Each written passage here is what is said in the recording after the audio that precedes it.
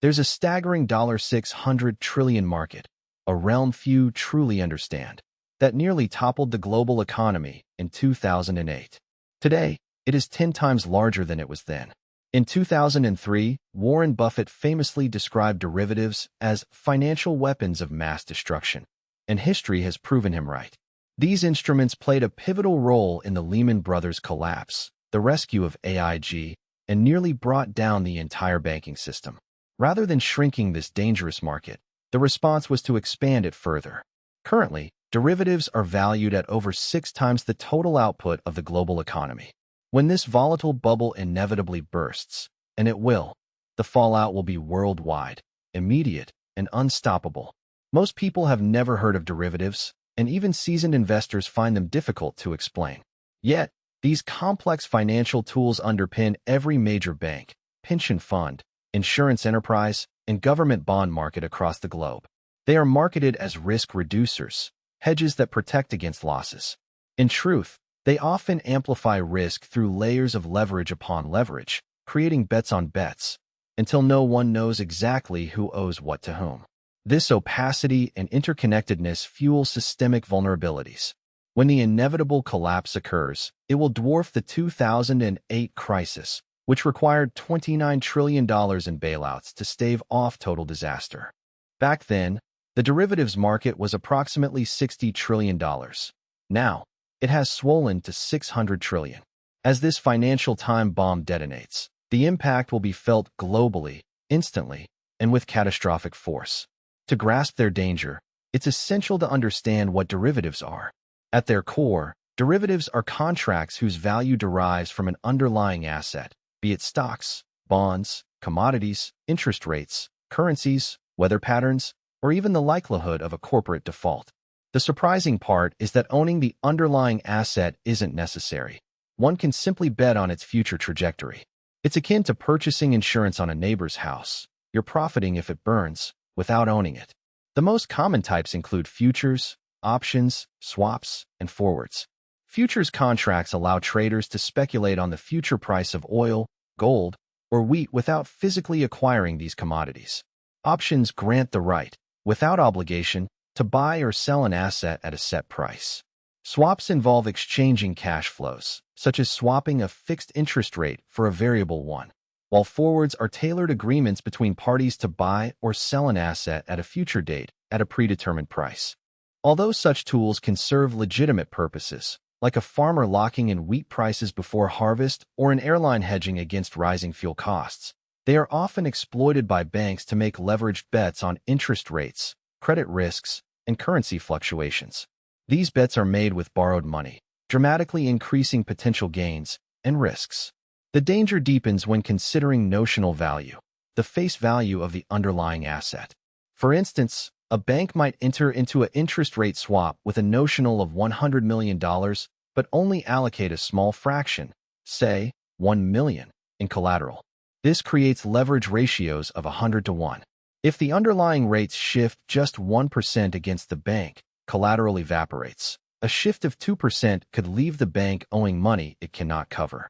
These fragile arrangements become even more perilous when multiplied across thousands of contracts among dozens of financial institutions. A tiny move in the market can trigger a cascade of failures, each one exacerbating the next. What makes modern derivatives especially hazardous is their complexity. Many are so convoluted that even their creators cannot fully predict their behavior in times of stress. The notorious credit default swaps that contributed to 2008 were designed as insurance against bond defaults, but in practice, they evolved into speculative bets.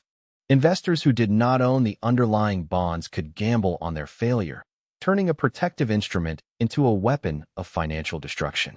AIG, the insurance giant, sold hundreds of billions of dollars worth of these swaps without setting aside enough capital for potential payouts. When the housing bubble burst, AIG owed far more than it had, requiring a government bailout of $180 billion to prevent systemic collapse. The problem isn't just the scale of these bets, but their interconnectedness. If one institution fails, say, because of a significant market move, its counterparties are left with unpaid obligations, which then ripple through the financial network. Lehman Brothers' collapse in 2008, with over $35 trillion in derivative contracts, epitomized this domino effect. Many institutions holding these exposures faced unforeseen losses, some needing bailouts, others retreating from markets entirely, further deepening the crisis. Similarly, AIG's collapse illustrated how a single type of derivative, credit default swaps, could devastate a company with $1 trillion in assets. Its failure revealed that when derivatives go bad, losses aren't confined. They transfer swiftly to taxpayers via bailouts that stabilize the system at enormous cost. The rescue efforts in 2008 involved approximately $29 trillion, more than a third of the world's entire annual economic output, spent to prevent the derivatives market from imploding. Yet, the lesson was ignored. The market continued to grow, offering newer, more complex instruments that amplified risks rather than reduced them. This unchecked expansion means that today, the derivatives market is roughly 10 times larger than it was during the crisis. Its value, at over $600 trillion, far exceeds global gross domestic product, which hovers around $100 trillion. If only a small fraction, say 5%, of these derivatives default, losses could reach around $30 trillion, far exceeding the capacity of any government or central bank to contain. Most of these derivatives are interest rate swaps, totaling over $500 trillion, used both for hedging and speculation. When interest rates volatile swing, like those seen in recent years, losses mount rapidly, rising rates from near zero to over 5%, or plunging them during economic downturns, threaten to activate massive unwinding and margin calls, forcing banks into distress. Credit derivatives, including credit default swaps, now amount to around $50 trillion in notional value, and they pose similar risks. The explosion of corporate debt, boosted by low-interest borrowing, means that defaults could trigger payouts on a comparable scale. The same applies to currency derivatives, where weakening of the dollar or a sovereign debt crisis could ignite chaos, affecting markets worldwide. Furthermore, the intricacy of these products, nested and layered, exacerbates the danger. Derivatives based on other derivatives create exponential leverage, where small shocks can cascade into catastrophic losses. Market models, all based on normal conditions, prove worthless during crises, as liquidity disappears and prices gap violently, leading to widespread failures. Adding to the threat, the concentration of derivatives in the hands of a few banks, most notably four, amplifies systemic risk. In the United States, these institutions hold roughly 90% of all derivative exposure: J.P. Morgan Chase, Citibank, Bank of America, and Goldman Sachs. J.P. Morgan alone reports a notional derivative exposure of around $54 trillion, a figure vastly exceeding its assets. While these banks claim that net exposures are much lower, based on hedges, history shows that losses can materialize unexpectedly when counterparties falter. The interconnected web means that a failure at any one of these giants could trigger a chain reaction, leading to insolvencies, freezing of credit, and a potential global financial meltdown. Post-Minus 2008 reforms, such as mandatory central clearinghouses for standardized derivatives, have attempted to mitigate some risks. But most derivatives remain OTC, negotiated contracts between parties, leaving critical vulnerabilities intact. When one bank defaults, others face losses with no safety net, reinforcing the systemic peril. The core danger lies in the triggers already emerging: extreme interest rate swings, mounting corporate and sovereign debt defaults, and cracks in European banking stability. Events in Europe or Asia could cascade into the heart of the American financial system, igniting chaos. And when this unfolds, there's no rescue plan large enough. Governments and central banks, already burdened by monumental debts and limited resources, cannot conjure a $50 or $60 trillion bailout. Printing money risks hyperinflation, collapsing currencies, and social upheaval. Political resistance grows stronger, the public more wary of bailouts that merely favor the wealthy, and the chance of widespread unrest increases. The mathematics of this crisis is simple yet terrifying.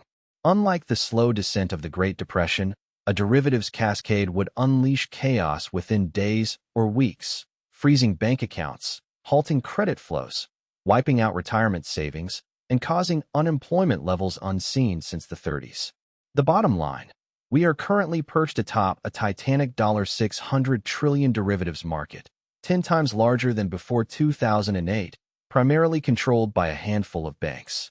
Its failure would eclipse any previous financial disaster, bringing the entire global economy to its knees, with no realistic means of containment. Warren Buffett warned us that derivatives are weapons of mass destruction, and history is warning us again. The countdown to the next crisis has already begun, triggered by interest rate upheavals, debt defaults, or banking failures, any one of which could ignite an unstoppable global collapse. A corporation operating across multiple currencies might utilize swaps to shield itself from exchange rate fluctuations. However, the true dominance of the derivatives market isn't by farmers hedging wheat prices, but by banks engaging in leverage speculation on interest rates, credit risks, and currency movements, all fueled by borrowed funds. This is where the danger intensifies. The overall face value, what's called the notional, of a derivative reflects the size of the underlying asset, such as a $100 million interest rate swap. Yet, the actual capital at risk is often substantially smaller, perhaps just $1 million in collateral for that same contract. This discrepancy creates leverage ratios of 100 to 1. Should the market move even 1% against the bank's position, the collateral could be wiped out. If it shifts by 2%, the bank might owe money it lacks. When this high leverage scenario is multiplied across thousands of contracts held by numerous banks, a minor market disturbance has the potential to set off widespread systemic failures. The core issue is complexity. Modern derivatives are so intricate that even their creators cannot fully predict their behavior during turbulent times. For example, credit default swaps, one of the instruments that contributed to the 2008 financial meltdown, were originally devised as insurance against bond default risks. Instead, they became speculative vehicles, allowing investors who didn't own the bonds to bet on their failure. Take AIG, the insurance giant, which sold hundreds of billions of dollars worth of credit default swaps without reserving sufficient capital to cover potential losses from mortgage defaults. When the housing bubble burst, AIG owed far more than its available assets. The U.S. government had to inject around $180 billion to prevent AIG's collapse and the subsequent failure of key global banks. This reveals the most alarming aspect of derivatives, the proliferation of counterparty risk, which spreads like a contagion. If Bank A owes Bank B money on a derivative contract and A fails, B may go unpaid. This failure cascades through the financial network. Bank B cannot pay Bank C cannot pay Bank D, and so on. This was precisely what occurred in 2008 when Lehman Brothers declared bankruptcy with over $35 trillion in derivative exposures. Institutions trading with Lehman suddenly faced unforeseen losses. Some could not absorb the shocks and required bailouts, while others withdrew from trading altogether, freezing credit markets and transforming what could have been a contained crisis into a global recession. The lesson from 2008 should have been to severely restrict or outright ban the most dangerous derivatives, such as naked credit default swaps, where investors bet on bonds they don't even own. Instead, the Dodd-Frank Act mandated some reporting and shifted certain derivatives to centralized clearinghouses, meant to reduce counterparty risk. Yet, it failed to meaningfully shrink the market, with banks claiming these instruments are vital for risk management and liquidity. In truth, the size and complexity of the derivatives market remain unchecked, leaving the global financial system dangerously vulnerable. Regulators either believed the industry or were too influenced by lobbying efforts to intervene effectively. As a result, the derivatives market did not shrink after 2008. Instead, it expanded dramatically, from $60 trillion to over $600 trillion today. To grasp why this colossal figure constitutes a threat to civilization, consider what happened during the 2008 crisis when the market was only $60 trillion. That crisis did not originate with derivatives, but with subprime mortgages, loans granted to borrowers who couldn't afford them, bundled into mortgage-backed securities, and sold to investors. However, derivatives turned this housing bubble into a global disaster. Banks didn't just hold mortgages. They created intricate derivatives tied to those loans, magnifying profits during boom times and amplifying losses when the market turned. Lehman Brothers, the fourth largest investment bank in the United States at the time, collapsed in September 2008. Officially, Lehman reported assets of $639 billion against liabilities of $613 billion, suggesting solvency. Yet buried in footnotes was the true peril. Lehman had over $35 trillion in derivative exposure, not assets it owned, but bets it had made with counterparties across the globe. Most of these were interest rate swaps and credit derivatives linked to the housing market. When housing prices began plummeting in 2007, these derivatives started losing value. Counterparties demanded more collateral, but Lehman couldn't provide it. By September, no one would trade with Lehman, believing it was insolvent. The bankruptcy was devastating, but the cascade it triggered was even more destructive. With Lehman's default, every derivative contract involving the bank instantly became compromised. Firms that thought they were protected by hedges suddenly found themselves exposed to unforeseen losses. A European bank that bought credit protection from Lehman faced billions in mortgage-related losses with no coverage. Similarly, a pension fund that entered into an interest rate swap with Lehman couldn't collect the payments owed. This interconnected web caused Lehman's failure to ripple through hundreds of other institutions. Some collapsed, others survived but lost trust, locking up credit markets. The collapse of AIG revealed an even darker facet of derivatives danger. It showed how a single type of derivative, credit default swaps, could threaten a company with assets exceeding $1 trillion. AIG's financial products division had sold roughly $500 billion worth of these swaps to banks and investors, effectively insuring them against losses from mortgage-backed securities. AIG collected premiums, betting the risk was minimal because mortgage defaults had never caused nationwide declines before. But when the housing market did fall, AIG faced tens of billions of dollars in liabilities it could not cover. As its credit rating was downgraded, clauses in its derivatives contracts required it to quickly post additional collateral, funds it failed to obtain, pushing the firm toward collapse. In September 2008, the Federal Reserve stepped in with a vital $85 billion emergency loan, yet it proved insufficient.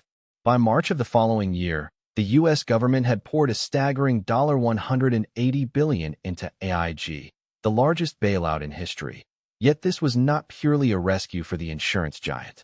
It served as a covert lifeline for major financial institutions that had purchased credit default swaps from AIG. Entities like Goldman Sachs received nearly $13 billion, Merrill Lynch close to $7 billion, and others, including Deutsche Bank and Bank of America, received billions more. The government essentially funneled money through AIG to shield these banks from significant losses on their derivatives positions. This uncovered a profound and troubling truth about derivatives. When they fail, the losses don't vanish. They are transferred directly onto taxpayers through bailouts. The creators of the risky bets are rescued, because letting them fail would risk a systemic collapse. In total, rescuing the financial system in 2008 involved around $29 trillion, about double the economic output of the United States at the time. The U.S. government committed roughly $700 billion through the Troubled Asset Relief Program, while the Federal Reserve created an additional $4 trillion via quantitative easing. Central banks and governments worldwide added another $25 trillion in loans, guarantees, and bailouts. Altogether, these efforts barely prevented total collapse of a derivatives market valued at around $60 trillion, an amount that dwarfed the global GDP. The system was kept afloat just barely, but the vital lesson remained painfully clear. Derivatives had grown so vast and convoluted that no one could truly control or predict them. The 2010 Dodd-Frank Act was supposed to bring reform, mandating that some standardized derivatives be traded through central clearinghouses to reduce counterparty risk and require greater transparency. Yet, it stopped short of limiting market size, banning the most hazardous derivatives, or tackling the core issue: extreme leverage used by banks to make enormous bets backed by taxpayer guarantees. Over time, pressure from lobbying weakened even the modest reforms enacted, and by 2015, the derivatives market had once again surged past $600 trillion in notional value. As of late 2025, that figure remains unchanged. To put this into perspective, The entire global gross domestic product hovers around $100 trillion. This means the derivatives market is 6 times larger than the entire world economy. If just 5% of these bets unravel, losses could reach $30 trillion, 3 times the combined cost of all bailouts during 2008. No conceivable policy or amount of money could prevent the collapse of the interconnected global financial system under such a strain. The danger intensifies due to the market's composition, with interest rate derivatives alone surpassing $500 trillion, an overwhelming majority of the total. These financial bets hinge on the fluctuations and volatility of interest rates. Banks utilize them both to shield their portfolios from rate fluctuations and to speculate. When interest rates remain steady, these derivatives seem relatively safe. However, rapid movements, like the surge from near zero in 2021 to over 5% by 2023, transform these instruments into ticking time bombs. This swift rise, the fastest in 4 decades, created both winners and losers in the derivatives market. Currently, the losing positions are cloaked within banks' balance sheets, concealed by accounting practices that prevent them from reflecting real-time market values. The second major category involves credit derivatives, valued figuratively at around $50 trillion in notional terms. These include credit default swaps, the very instruments that precipitated AIG's collapse. Despite promises made after 28,808, when regulators vowed to clean up this market, they failed to do so. Consequently, banks and hedge funds persist in using credit default swaps to wager on defaults by corporations and governments. Meanwhile, corporate debt has ballooned from a modest $2 trillion in 2008 to over $10 trillion in the United States alone by 2025. Much of this debt was issued at historically low rates now vanished. As companies refinance at higher interest rates, default risks increase, and when defaults happen, the credit default swaps written on these debts will trigger massive payouts. If defaults become widespread simultaneously, the institutions that sold protection will face losses they cannot withstand, recreating the AIG scenario, but without the Federal Reserve's willingness to inject another $180 billion to rescue derivatives traders. Currency derivatives, totaling an estimated $100 trillion, are also vulnerable, especially to exchange rate shocks. For over 80 years, the US dollar has served as the world's reserve currency. Yet, this dominance wanes as nations such as China, Russia, and India increasingly settle trade using their own currencies. Saudi Arabia now accepts yuan for oil instead of dollars. Should the dollar lose its reserve status or weaken substantially, currency derivatives could undergo violent swings. Banks relying on the dollar's stability may find themselves on the wrong side of trillion-dollar bets, triggering cascading effects across all markets, stocks, bonds, commodities, and global trade, because currency fluctuations influence everything. What amplifies the danger is the extraordinary complexity of modern derivatives. Rather than simplifying their books after 28,808, banks layered derivatives upon derivatives, creating instruments such as options on credit default swaps or swaps based on indexes of other swaps. This nesting exponentially increases leverage, so that small variations in the underlying assets can trigger outsized shifts in the value of these layered contracts. Even the most sophisticated traders and models struggle to predict how these convoluted arrangements will perform under extreme stress. Their mathematical forecasts rely on assumptions of normal market conditions, continuous liquidity, and counterparties' unwavering commitments, assumptions that collapse in a crisis. In a financial crisis, the assumptions of liquidity and smooth functioning break down as markets plunge into chaos, causing prices to gap violently. When counterparties fail and models can no longer predict outcomes, losses can rapidly surpass risk managers' worst estimates. Now, consider the alarming concentration of derivatives within a handful of institutions, which makes the entire system even more vulnerable. In the United States, for major banks, JP Chase, Citigroup, Bank of America, and Goldman Sachs hold roughly 90% of all derivative exposure. These are the same financial giants that were rescued in 2008.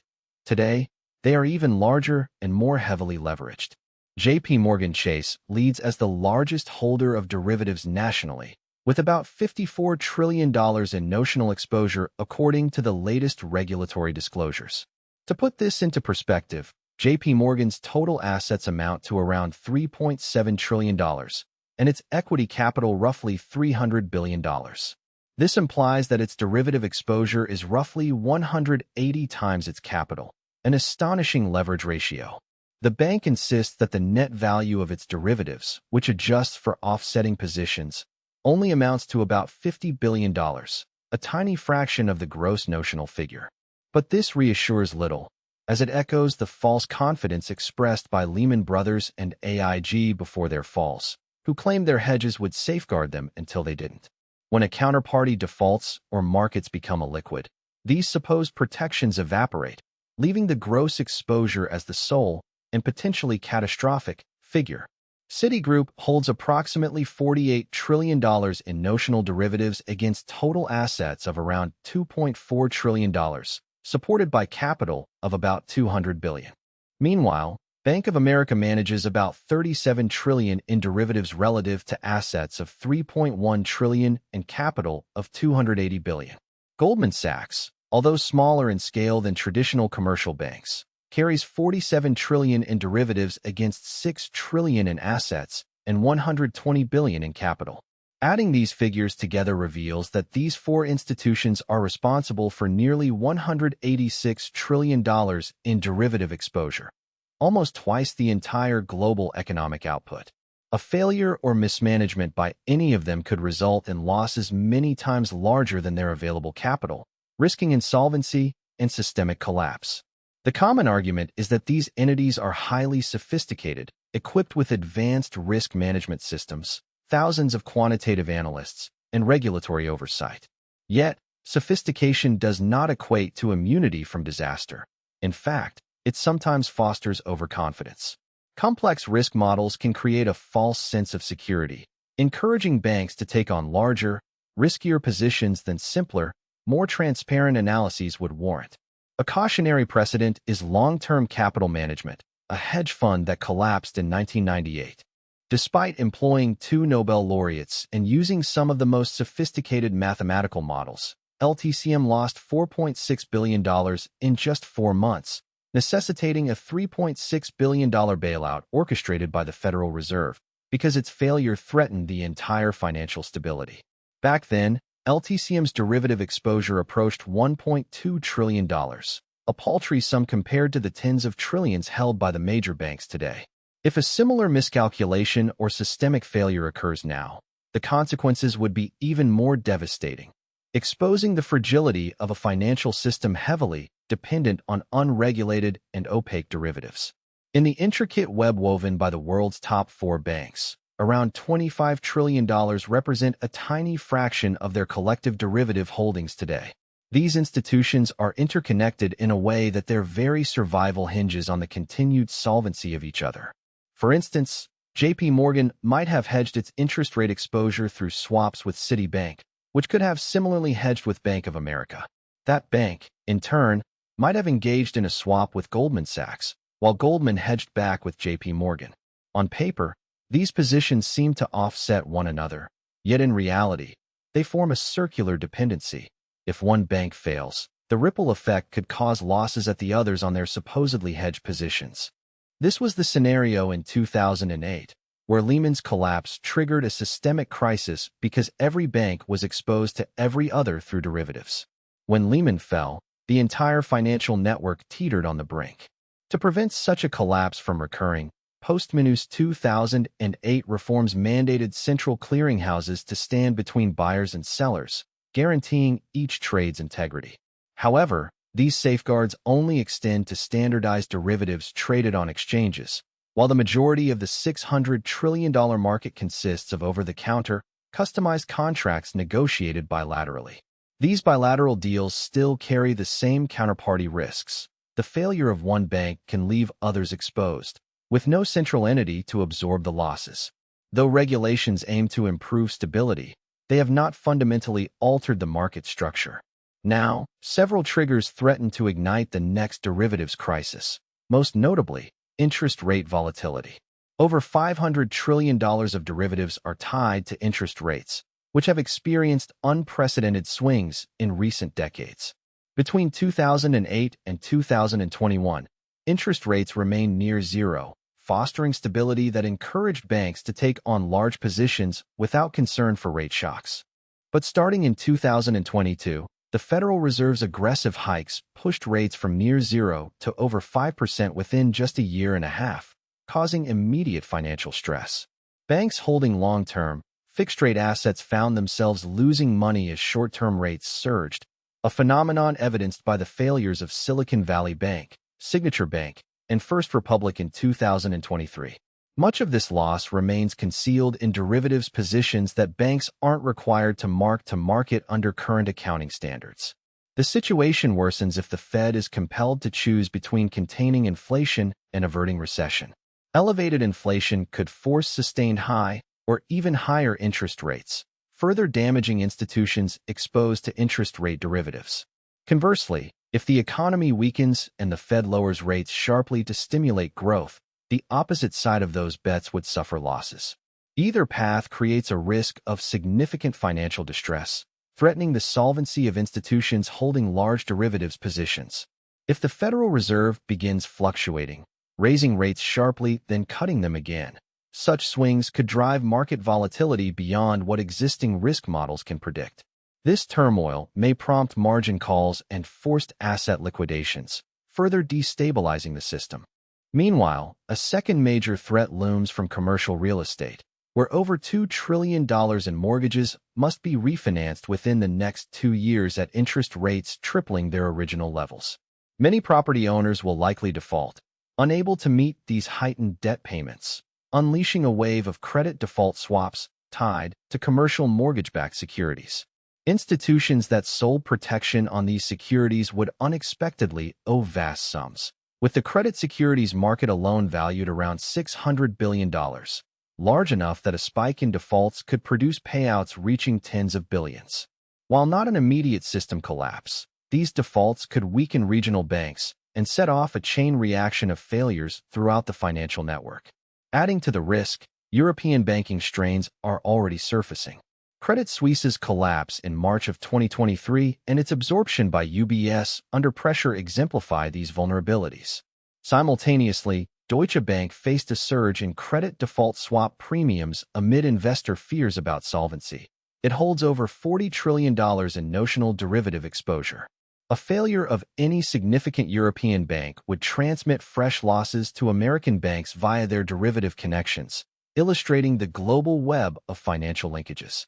A bank failure in Frankfurt could ripple across the Atlantic, directly impacting institutions like J.P. Morgan Chase through interconnected derivative contracts. Furthermore, crises in major economies' sovereign debt pose perhaps the most perilous threat. These crises combine credit, currency, and interest rate risks in one devastating package. Japan, burdened with government debt exceeding 260% of its GDP, the highest among developed nations, embeds peril into its financial fabric. Decades of near-zero interest rates, now untenable amid rising inflation and global rate increases, threaten a collapse in the yen and a resultant default on Japanese government bonds. The worldwide derivative exposure linked to Japan's debt is immense, a crisis that would trigger losses across nearly every major bank globally. Similarly, China faces its own crisis. Local government debt surpasses $13 trillion, much of it concealed off-balance sheet. Concurrently, China's real estate sector, which accounts for about a third of the nation's economy, is unraveling. Giants like Evergrande and Country Garden have defaulted on hundreds of billions of dollars in loans, spreading losses through the Chinese financial system. Banks and insurers that sold credit derivatives tied to Chinese debt are exposed to these losses, and many Western financial institutions hold derivative contracts connected to Chinese assets. Consequently, a Chinese financial meltdown could directly impact major banks across Europe and North America, illustrating the interconnectedness and fragility of the global financial system. Here is the refined and condensed version. Understanding the gravity of the coming crisis is crucial. When the derivatives market collapses this time, there won't be a bailout large enough to halt the chain reaction. In 2008, global governments and central banks committed roughly $29 trillion to prevent systemic failure. That sum was about 40% of the world's total GDP at the time. Achieving that required unprecedented international coordination, with governments printing money simultaneously and political systems accepting measures previously deemed unthinkable. Though it averted total disaster, the aftermath was painful: a decade of economic weakness, soaring government debts, and persistent political unrest. Today, the derivatives market exceeds $600 trillion, almost 10 times larger than in 2008. If just 10% of that value turned sour, it would amount to $60 trillion in losses, more than double what was necessary to rescue the system in 2008, and over half of global GDP.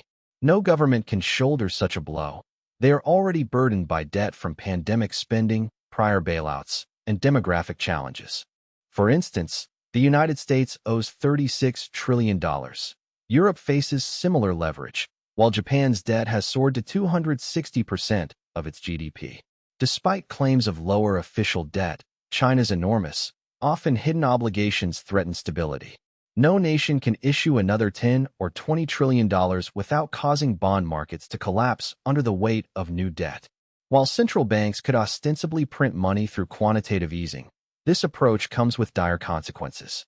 The Federal Reserve's balance sheet exploded from less than $1 billion before 2008 to over $9 trillion during the COVID pandemic, fueling historic inflation between 2020 and 2023. Attempting to print another $20 trillion to cover derivatives losses would ignite hyperinflation. Dollars would plummet, imported goods would skyrocket in price, wages would plummet, and social unrest would erupt. Ultimately, inflating away the debt destroys the currency itself, and a currency crisis surpasses even a financial collapse in devastation, affecting everyone, not just investors. Public support for another bailout is no longer assured. In 2008, citizens accepted extraordinary measures out of shock and desperation, trusting that saving the banks was vital to saving the economy. Today, that trust has evaporated. Years of bailouts have only protected the financial elite while ordinary people suffer. Wages stagnate, housing becomes unaffordable, and inequality widens. The next crisis will occur amid declining institutional trust, heightened political polarization, and populist movements demanding accountability. If governments attempt another rescue, widespread unrest may make stability impossible. The once justified doctrine of too big to fail has morphed into too big to save. The scale, leverage, and interconnectedness of today's financial system surpass those of 2008, making its collapse virtually unavoidable.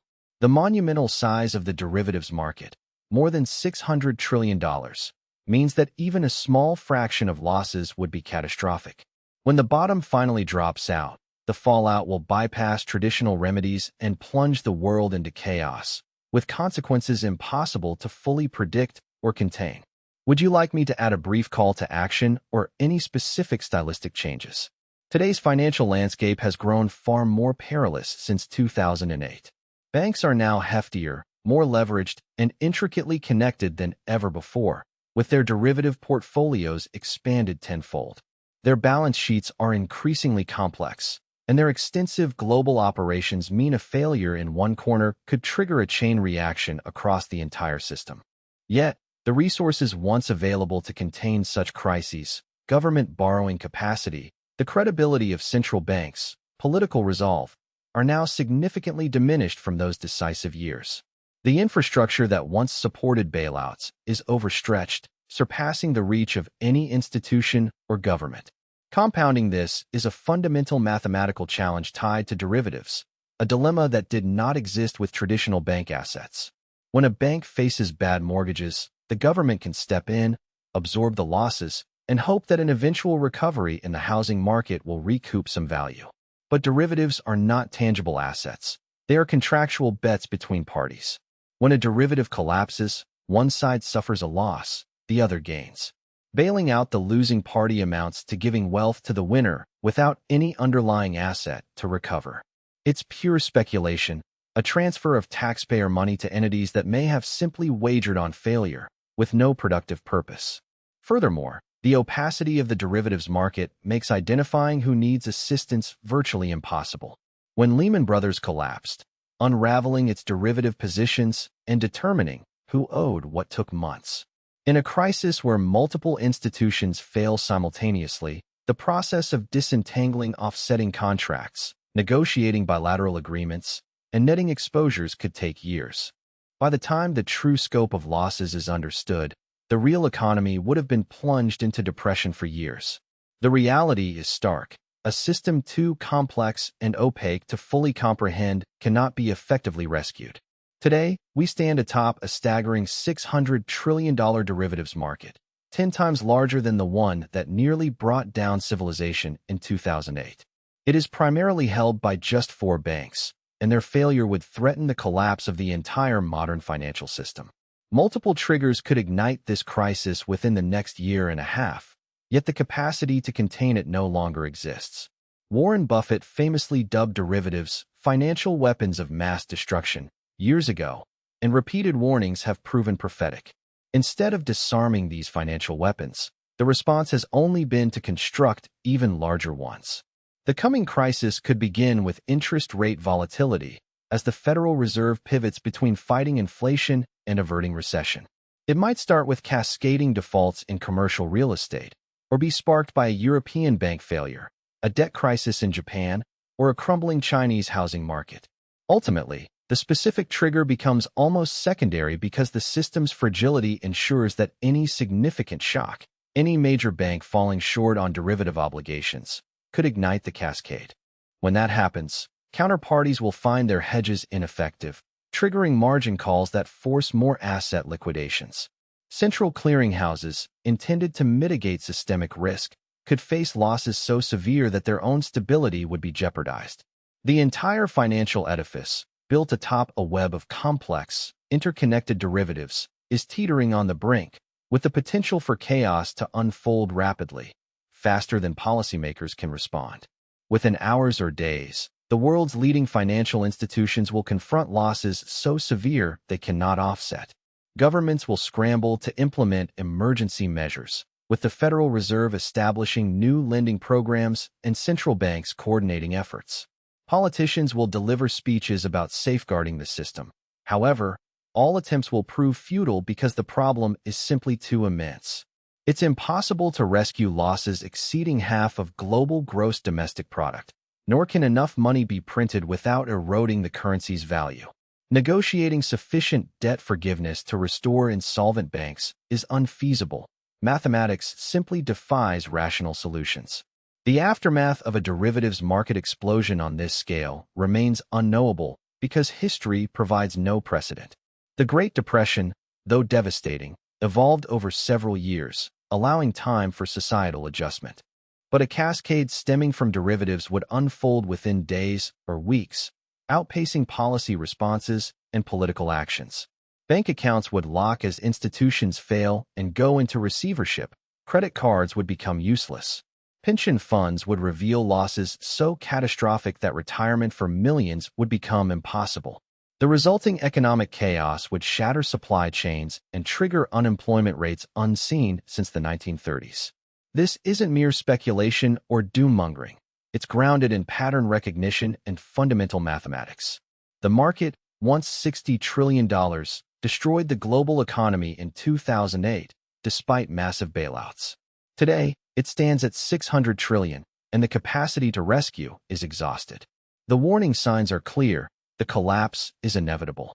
The only remaining questions are when and how severe. History shows every creation of a financial weapon of mass destruction will eventually trigger an explosion. Derivatives exemplify this truth, built on leverage, intricacy, and the belief that counterparties will always settle. When that assumption crumbles, everything collapses, and no amount of money can reconstruct what is lost.